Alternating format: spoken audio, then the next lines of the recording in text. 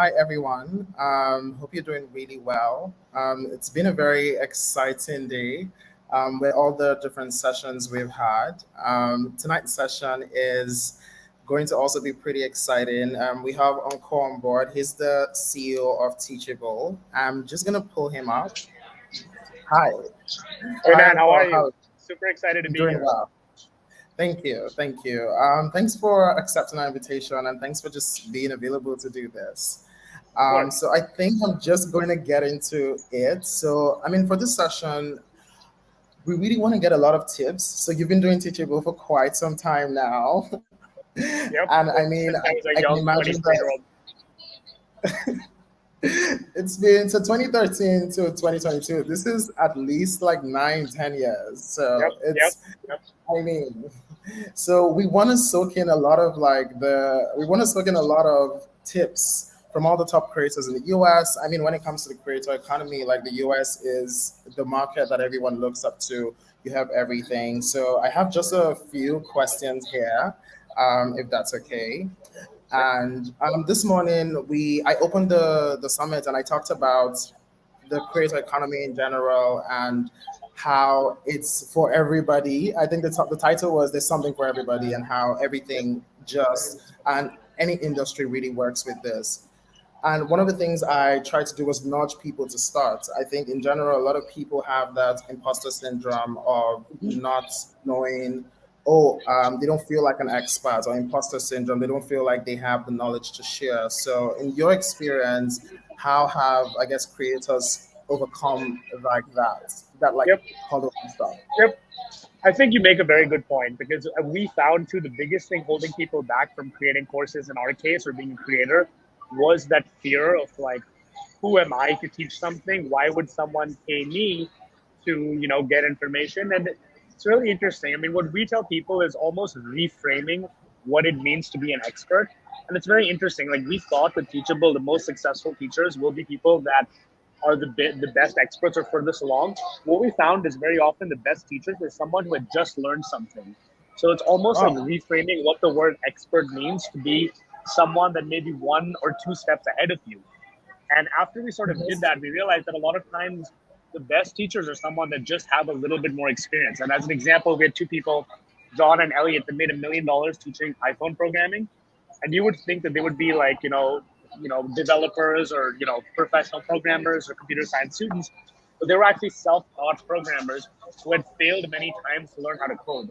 But as a result, no way. their story was more relatable, right? Like Yeah. I'd rather learn from someone who's like me. I mean, another example is sort of if you look at masterclass. Sometimes I don't find masterclass to be very helpful because the people are too far along. Like I don't need Steph Curry teaching me how to play basketball. I would rather learn from another Indian dude who's not very good.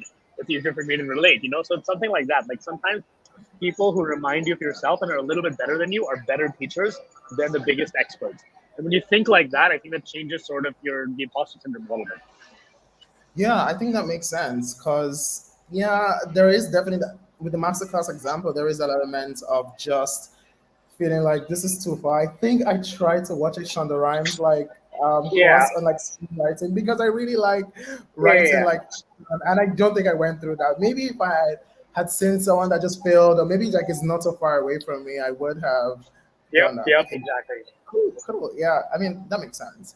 So there's a big debate when it comes to like digital products. So there's like, oh, you have to build your audience first, or you have to make the product first. And I mean, a lot of people like lean to like different sides, and there's so many like good arguments on which Yep, side to go with. Where do yep. you stand? Yeah, so I will caveat that you can sort of do both, right? You can do both. But if Okay. I were to do it myself, which is the most helpful thing, what would I do if I was trying to make a living as a creator? I would start by Yeah. building an audience because that de-risks everything. So I would pick one sort of channel. I wouldn't try and do every channel.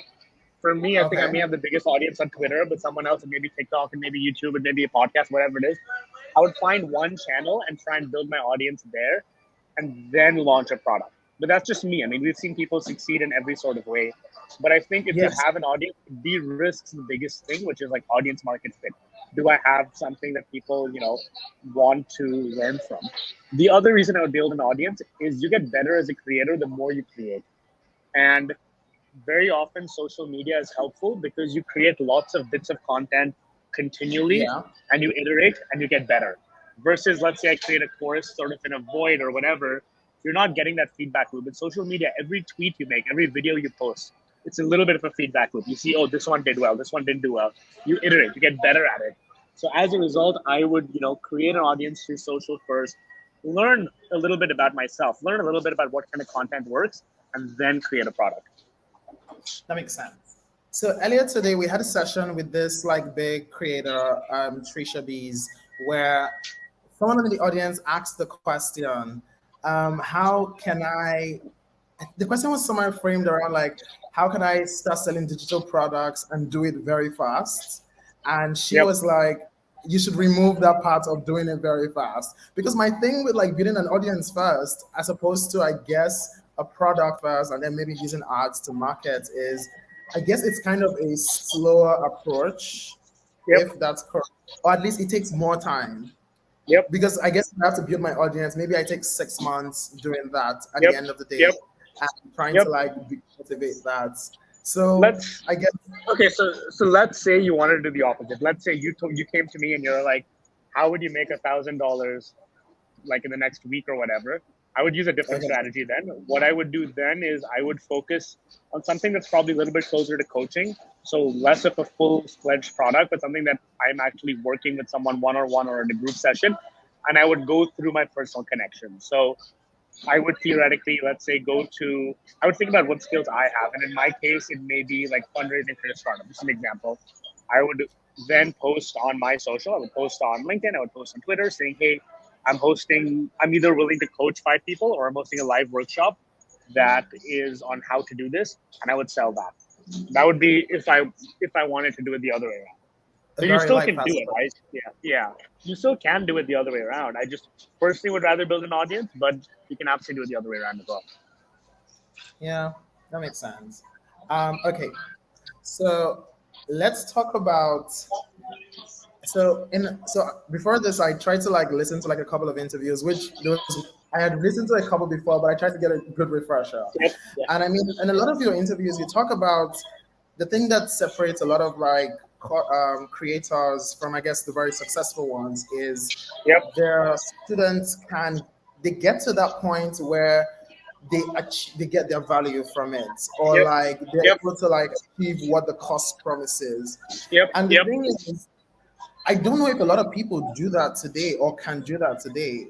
Do you have any tips for a creator that's trying to get to that point where they can convert students to raving students at the end of the day Yep. because they need to keep the value? Yeah. Yep. Yep. I think first principles, it's important to revisit what is a course, right? What is the point of a course? And the way we think about it is a course is ultimately a shortcut to an outcome. Like every single course can be distilled down to one promise it has, and that is the essence of what a course is. So now, so again, let's do examples easier. Let's say a course is on email marketing, but the outcome promised is you help someone get to 1,000 email subscribers. Now, our thesis is the number of people you get to that goal, the better your course will be, because the students that achieve that outcome, it happens so rarely that they never stop talking about it. Yeah. In terms of what you can do to get people to that outcome, I think it's really just like every single lecture, every single piece of content you put out, it is with the singular goal of getting at that outcome. And if it doesn't do that, it doesn't go in the course. And beyond that, it's a process of just shipping your course frequently, talking to students, continually changing it. So the opposite of this would be, building your course for months without any feedback. So the only way to actually improve student outcomes is get things in the hands of students more frequently, work with them hands-on, and keep changing your course, keep iterating on it. It's like building a software product, right? You build a software product. You just build a product and then let it sit there. No, you're always building, you're always changing, you're always tweaking. It's the same thing with a course. It's a living product. It's not, it's not a book. It's not something you write and you forget. So increasing the amount of feedback loops after listening to students is the only way of actually making your course/product better. So does this apply to tweaking your curriculum? And there's a reason I'm asking this question, because I know this creator, he has this Facebook course. It probably has 200 videos plus. Yep. And the thing is, I mean, for a course like that, the outcome for anybody that's going to rave about it is I took this course, I started doing Facebook ads, I started making money. But the Yep. thing about it is, for people to get to that point, they probably should see 50, 60%, and Yeah. nobody really always gets to that. So what the bar happens is in this? very the bar is very low. Like for your course to make a lot of people happy, you're probably still making 20% of people happy. The bar is very, very, very low. It's not that no course is having 60, 70% of people reach the outcome. I'll give you an example. So you pick Facebook ads. There's a course by someone called Mark Dawson and a team at Self Publishing Formula called Facebook Ads for Fiction Authors. It's very specific. It's a six or seven Yeah. hundred dollar course. I can't remember, maybe $1,000 now. But they've helped a few authors transform their business. And that course, every time they open up the cart, sells like crazy. And again, it doesn't mean everyone who's bought that course is getting results. No, it's still a very hard course to get results. But a few authors have actually transformed their business and they become the biggest, like, they never stop talking about it. Another example is there's a course called Rite of Passage by a guy named David Carell. And Okay. multiple people have started become multiple people on Twitter. You can see them now. There's someone named Patty McCormick. There's another girl named Anna Frega. They're students of David's who now have these massive audiences on Twitter. And his course was a stepping stone to that. And as a result, every time he has a launch, they help promote it because it transformed their life. So it doesn't necessarily mean you have to transform everyone's life in the course. I mean, because again, it's a course. A lot of people are not going to like follow the curriculum. They're not going to watch the videos. Not going to do the work. But anyone whose life you sort of changed, like brings in so many other people. So my advice for him, I guess, after this session is be comfortable with the fact that so many people will not go through everything. They will complain, but at least you do Yep. have it because he does have a lot of people that are like that have Yeah. gone through and really love it. Yeah, yeah. Yep. And the other smaller tactical advice. How many videos did you say his course had? Like 100 or They're like something? 200 plus videos. Yeah. It's So the so other many. advice I would have is like very few things in life need 200 videos. So I would try to I would work hard to compress it as well, right? Because if I buy a course and I see 200 videos, I'm like, oh shit, what do I do now? Like this is so I do not even buy Udemy courses that are like 40 yeah. hours anymore. Like if it's not like Yeah. $5, I'm Yeah, see, the problem with Udemy and other marketplaces is people still ascribe this idea of more content is a more expensive course, and I just think that's bullshit. I think like in some ways, the faster you take someone to an outcome, the better your course is. So, but a lot of people, for them, it's like a yeah. vanity metric. They'll just throw in hours of content. So their Udemy course can be $20 instead of $10, but that's just a race to the bottom. I mean, it's not how I would think about it at all. Yeah, thanks for that. So we have so many creators today that sell to the international markets.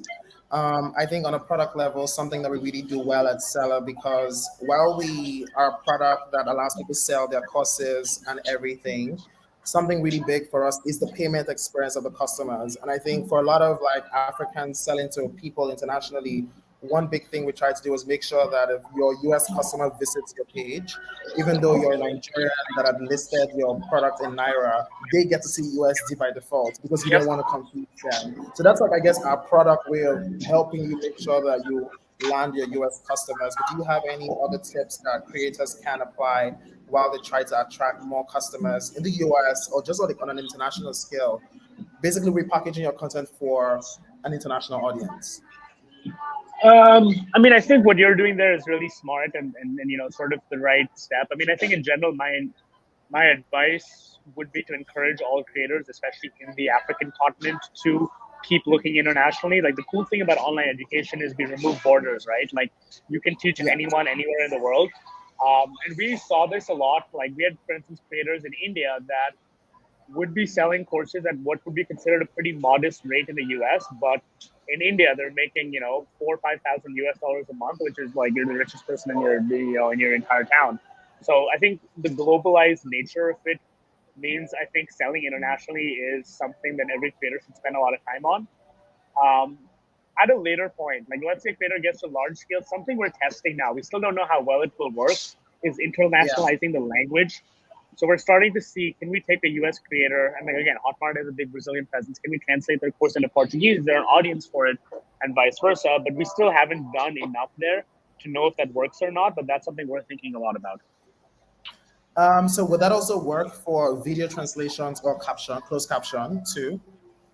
That's what we're trying to do. So we're trying to start by like paying to have someone's courses either like transcribed and translated, and then sort of seeing if we can help them with go to market in another region if it actually makes a difference.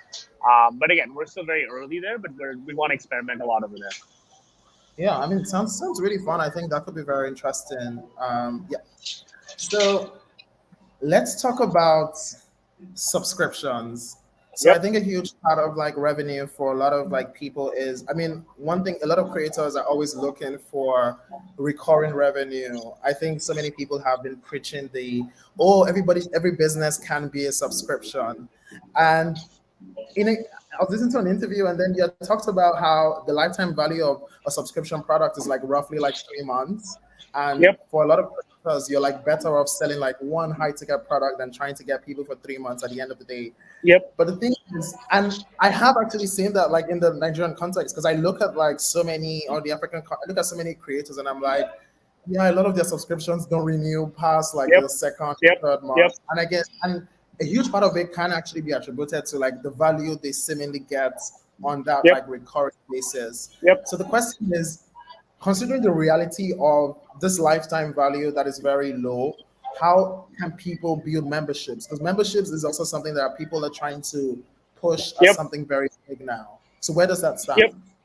Yeah, look, so my thinking has evolved a little bit. I mean, I still believe in a lot of cases they're better off not doing a subscription, especially if it's the kind of product that's one time. Like a lot of times, I feel like people force a subscription model because they want recurring revenue, but the sort of Yeah, nature of value they're getting is not necessarily recurring.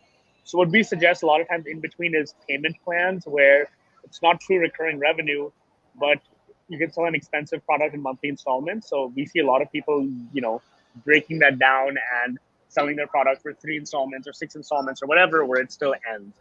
But now, let's say, I think your question was still, let's say someone wanted to do a subscription, what advice would you have for them? I think in yeah, that case, I would think long and hard about what are the things that provide recurring value. So it's not just content. It may be community. It may be like monthly live sessions. It may be something that requires that where people truly get value on a recurring basis. And I'll try and bundle that into my product so it's not just information.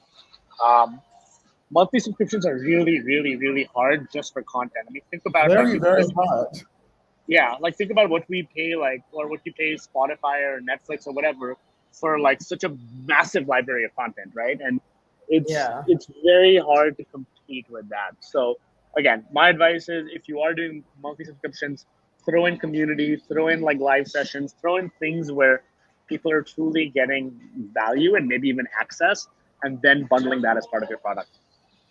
Yeah, that makes sense. I think if I also like look at the very successful membership groups.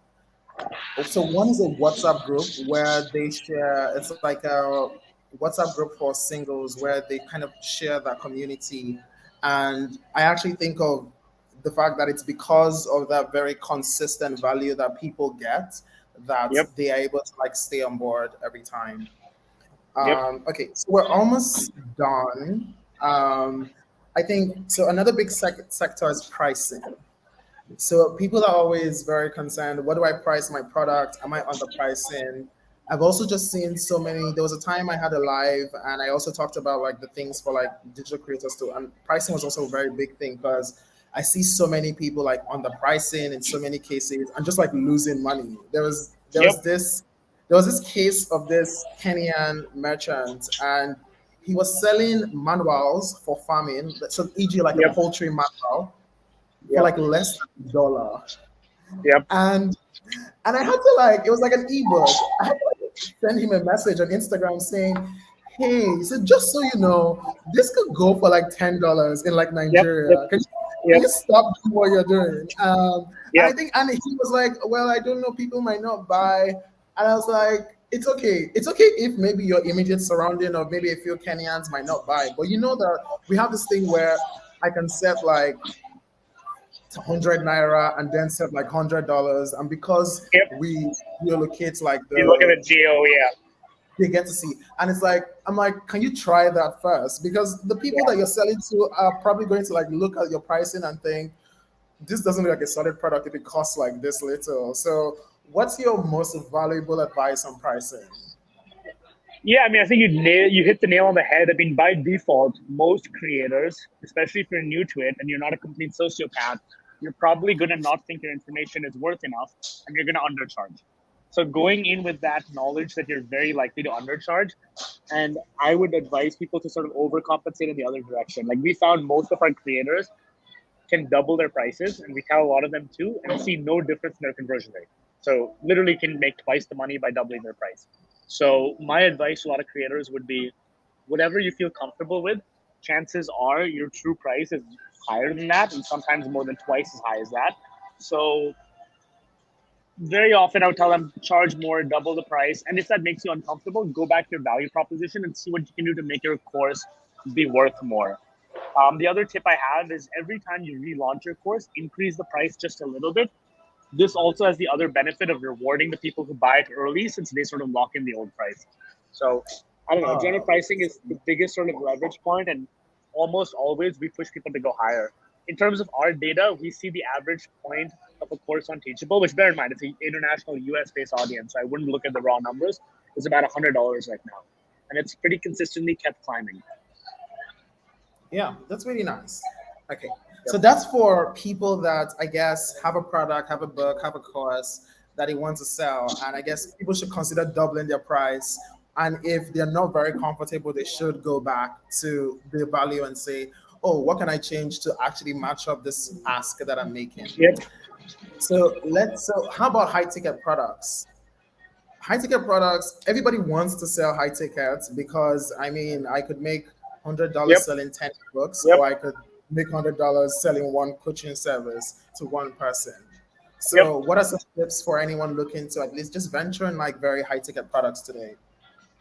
Yeah. So, I mean, firstly, it's interesting you say that. A lot of creators I meet who start like that eventually get to a point where they obviously want to sell high ticket, but they don't want to trade their time. They don't want every additional sale to be additional work they want to do. So, I think the ideal Hmm, place for a lot of creators is high ticket but low manual effort. So, not necessarily coaching, but like maybe a high end course with like group coaching or something like that.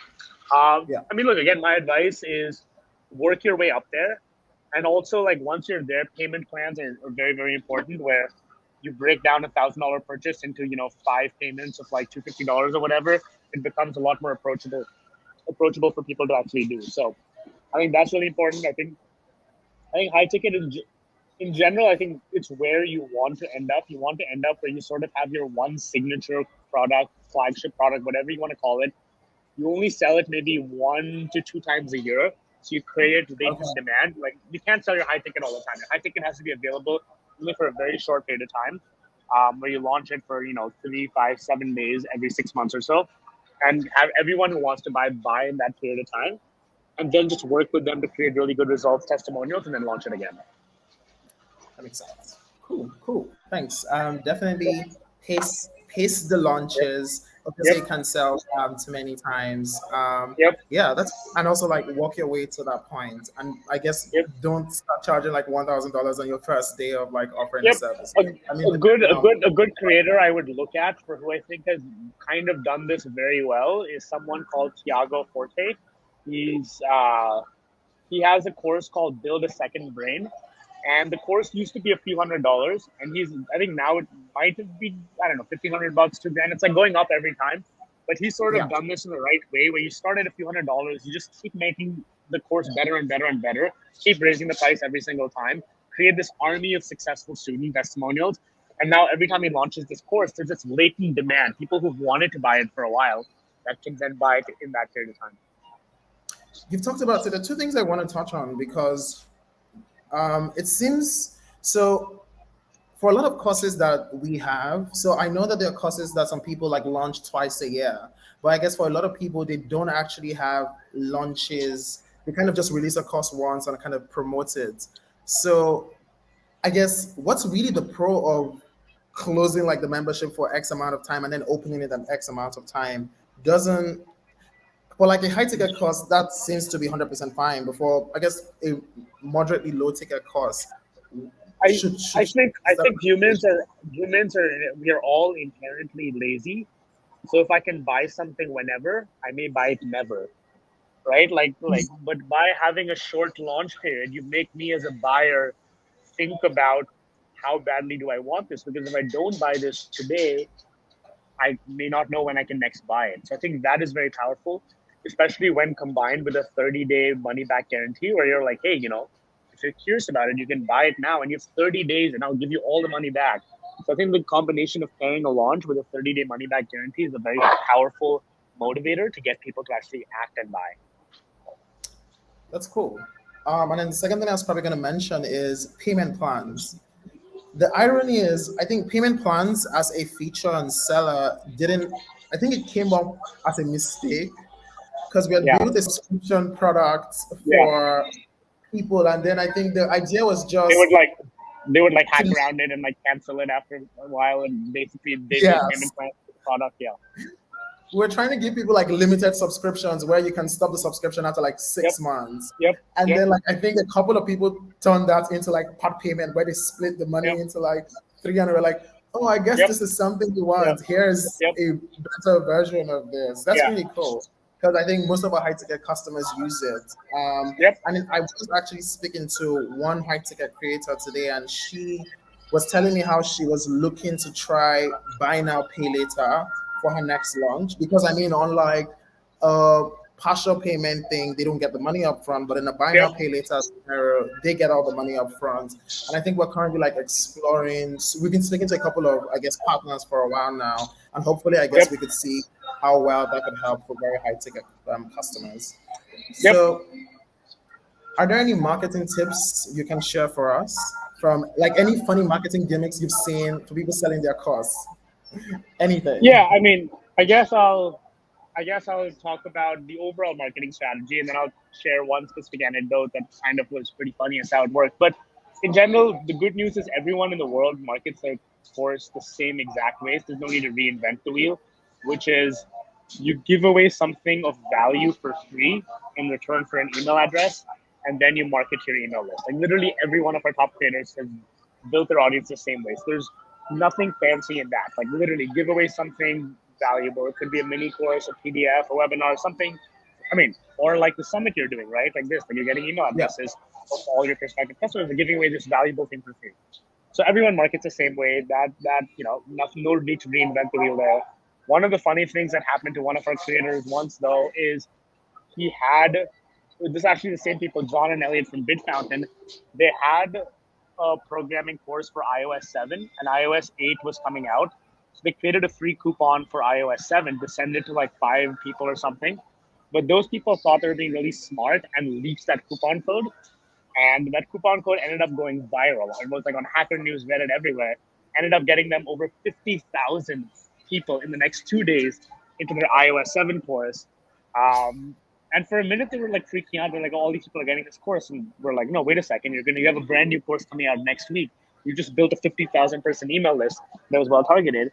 And the next week, they launched their course that list and made hundreds of thousands of dollars with this like sort of accidental marketing gimmick of this free coupon leaking. And the reason it worked so well is it wasn't even fully planned. It actually sort of like leaked, but as soon as it leaked, they're like, this is the best thing for our business ever.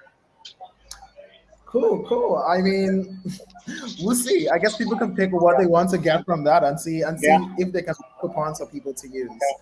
Yep. So my final question before we go too far is, where do you see the creator economy in the next 5 years? How can creators prepare? Because I mean, everybody's investing in the creator economy now. There are literally VCs Yep. investing in startups Yep. now for everything. So where do you see this in the next 5 years? Yeah, so I think the creator economy is basically going to professionalize a lot more. Like I think in the last 5 years, 50 million people became creators. In the next 5 years, 50 million creators will become businesses. And I think, that's sort of the big transformation underway where these creators are realizing they're small, viable businesses, in some cases, big businesses. The professionalization of the creator economy is a trend I am most interested in and think will really sort of transform the world. Like never before in history have so many people earned a living from doing the same thing at once. And there's going to be just such a massive ecosystem to support them. Do you think so? Do you think this is gonna be saturated at some point because everybody is seemingly doing the same thing? I don't think it's gonna be saturated in the way that like I just think specialization will start to matter, right? Like we can all learn from people that we better connect with, and I think as a result, like the world can support lots of sort of people being creators in their own small niche way. Like I think we're moving to a world where we all have sort of our audiences, whether it's on social media and so forth, and it just will become the default way of everyone sort of earning a living. That's cool. Yeah, I think I can definitely agree with that. So before we take any questions from the audience, because we're almost out of time, I do have some personal questions, if that's Yep. okay. Yep. So if you weren't doing Teachable, what would you be doing? Yeah. So I wasn't very good at it, but my childhood passion was to be an international level cricketer. I did that till the Oh, age of 17. I did that till the age of 17, and very candidly, if I could achieve that goal, I would trade Teachable and all of that to play sports. So in a heartbeat. wait, but do you still play? I play a lot less. I grew up in a country called Oman, and I played for the Oman under 17 team. Played at the Asian level or whatever, but wasn't Okay. quite good enough to be fully professional. But yeah, it's been my first love. It's been sort of my underlying passion all along. So Okay. Okay. That's great to know. yeah, So don't fight me, but I wouldn't say I'm a The Weeknd fan. I feel like I would yeah, listen to like a couple of like I yeah, would listen to like songs that play on the radio, but I know that you really love The Weeknd. yep. So if So I you just have want to bad like, taste. I take it. yes, I have bad taste because I don't Yeah, like The Weeknd. yeah, yeah. So which songs would you recommend I start with? I mean, I think it's, yeah. So I think I would sort of start with 2015 to 2018 weekend as like the starting point, and then dive into the early stuff, and then come back to where he is now. So I would recommend probably Beauty Behind the Madness, like that entire album would be a great starting point. Um, Okay. as a single track, I would say And Starboy is look, I'm probably the like most pulling up my successful weekend Spotify track. right now to like Yeah, yeah, check. yeah, yeah. Okay, so I should definitely do 2015, 20. So Behind the Madness. Okay. Beauty And Behind the then Bear Madness. Milan. Yeah, and then I would say as a single track, Starboy is probably the most accessible, the most like modern sort of weekend. Um, but yeah, I I mean, for like us, pop music. funnily, yeah, for us, funnily enough, it's actually very connected to Teachable. The first time I ever even heard the weekend play was I can't remember, maybe 2015 or something. We were at a company retreat in New York. It was one of those we were hosted a summer camp, and the weekend came out to play, and none of us knew who he was. He was this kid from Toronto or whatever, and listening to it, we're like, this is actually incredible. But yeah, the first time I ever heard him was live music with our entire company, entire team was there. So yeah, definitely one of the perks of building a startup in that era. Nice, nice, nice. Yeah. So I'm just gonna try to take a couple of questions from the audience, if that's okay, while we wrap up, because I think we Yep. wrap up in about 10 minutes. So, what's the most challenging experience for you at Teachable? What has been the most challenging experience for you Yep. building Teachable? The most challenging experience at Teachable, and I think this is true of building all startups, is really the people part of it. Like there's a lot of times when you're building a startup, like product is easy to build or whatever, but when you're hiring a team, you're dealing with people, and a lot of times there are things that come up where your personal values as a human are in conflict of your values as a CEO. And those have always been very uncomfortable for me to handle. Like there are times, like as an example, like maybe there's someone on your team that's fundamentally doing the best they can and they've been very loyal, but you may have to hire someone above them. You know, like these sorts of conflicts keep coming up as a leader, Yeah. and those have always been the far and away the hardest things to deal with. And in a lot of ways, I mean, it's sort of also what reiterated that I love being a founder. I don't love being a CEO. Since there are the people that are sort of better at making those sort of hard trade-offs and calls, it's something I don't personally enjoy. But again, I love founding and creating things. Yeah, I can imagine because it is just really stressful to do Yep. that. Yep. I guess I will also add, by the way, that the most rewarding part about running Teachable or running a business is the people. It's the most challenging, the most rewarding part. Like when all of this is said and done, like when I'm on my deathbed or whatever, like 10 years from now, when I think about Teachable, the things that are gonna stay with me are the relationships I've made, the people we've sort of like, as a team almost like grown up together. We all, most of our early team were all in our early mid 20s together, and everything like it's like we went through our 20s together as like a group of people. So it's also the most rewarding part of building a company is those sort of like lo- deep, meaningful relationships you form with your team, with some of our early customers, with our investors. So it's also the most rewarding part. Yeah, because at the end of the day, it really gives you joy to see the team that has been building this with you just very happy with how everything is Yeah. reflecting on their own and personal to life. and to also see people develop, right? Like for instance, even right now, I mean, I'm in the middle of nowhere, California, with a friend of mine who was our VP of product at Teachable. We hired him; it was one of his first jobs, and now he's running a company called Circle, which in turn is doing very well. And you sort of like get to see all these people. Yeah. He's doing a membership company, right? Yep. Yep. It's a online community company, but yeah. That's great. That's really great. Yeah. Yeah. So, I mean, still related to the same question, which is, I guess, what's your team like at Teachable right now? I mean, I know you've been acquired, but what Yep. does that look like? It's evolved a lot. I mean, at this point, we're about a 60 million ARR, 200 plus people. It's gone into a stage now where I am no longer running day to day. We have someone else running the core business day to day. I'm overseeing it strategically from Hotmart. I'm a member of the Hotmart board, and but we're a grown up sort of adult team. Like for a long time, we would always joke we're a bunch of kids that had no idea what we're doing, and now we're a pretty professional sort of setup where we have mature grown up executives that actually know what to do. I've stepped back from day to day, so it's the stage where they are better to run it than I am. But yeah, I mean, it's a 200-person company. The overall company is about 2,000 people. It's a different, very different world from being a few kids in Brooklyn. Yeah, I can imagine that. So, I Yeah. mean, I am curious. At what point do you think you transition to the point where you're like, okay, we're still figuring this out. We don't really know what we're doing. To the point where you think, okay, we actually know what's happening now. It sneaks up on you. I would say like the point at which we thought like we had a real business and we kind of knew what was happening was roughly at when we are making about $1 million in annual run rate, which probably was 2-ish years in. But it sneaks up on you. You never quite feel like you've ever figured it out. You're all like, at least for me, I was always like nervous that like we will never again grow the business. Last month was the last month of growth. We are completely dead. Like that sort of paranoia was always there. But at some That's point, my you look life back and every you're like, day. yeah, yeah. At some point, you look back and you're like, hey, it's actually a real business. So This is actually working. yeah, Maybe yeah, this maybe, maybe, yeah, yeah, maybe this will work. yeah. Okay.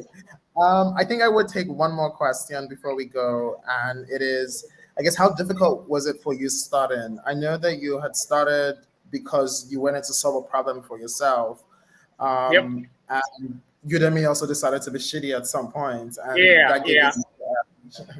But then again, it turns out the audience you wanted to take from Udemy was also not that big. So how, Yep, I yep. guess, how difficult was everything for you So, moving I from? mean, all things considered, I think starting Teachable in itself was relatively easy because early on we built something that people wanted. But my journey didn't start with starting Teachable. There were 2 years of trying different ideas, and none of them worked at all. So if you start the process from that point, it was hard because it took 2 years to find something that people wanted. With Teachable, even though it was challenging, very early on people wanted it, so it was easier. But the 2 year period leading up to that, I mean, I probably tried 10, 20 different businesses and nothing worked. That was the hard part. With Teachable, the difficulty was still easier because something people wanted. And as a result, my learning has been if I ever start a company again, I will always build something that I want, where I am the customer, because it makes it a whole lot easier than when you're trying to start a startup where you wouldn't be a customer yourself. So that's sort of my kind of big takeaway. Nice, nice. Well, thanks very much, Encore, for this. Yeah. It was really a Thanks for having me. pleasure. I hope you had a good time too. Yep. Thanks for having me. And apologies again for taking this in a noisy Starbucks. But yeah. No, no, no. This is fine and perfect. Thanks a lot. Thanks for your time. Have a great day. Thank Thanks, you. man. Take care. Bye.